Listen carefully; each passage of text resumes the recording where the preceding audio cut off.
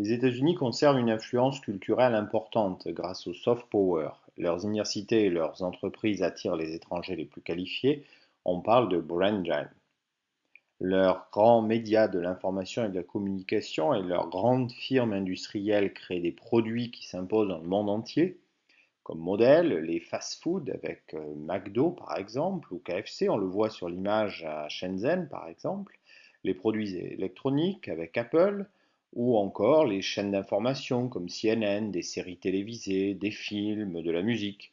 On parle d'American Way of Life pour évoquer ce mode de vie américain. Le Brésil ne peut rivaliser face à la domination culturelle américaine. Néanmoins, il exporte ses telenovelas et sa musique dans le monde entier, mais la langue, le portugais, reste un obstacle à une plus large diffusion de la culture brésilienne. Le rayonnement du Brésil est plus important à l'échelle régionale. Globo, par exemple, est le principal groupe de médias en télévision, cinéma, édition d'Amérique latine.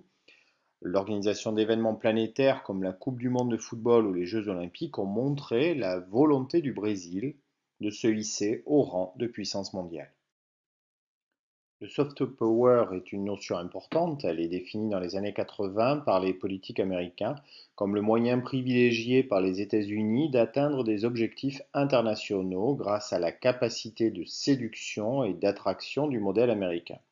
Elle repose sur des éléments aussi diffus que la culture, les valeurs, l'idéologie, les institutions.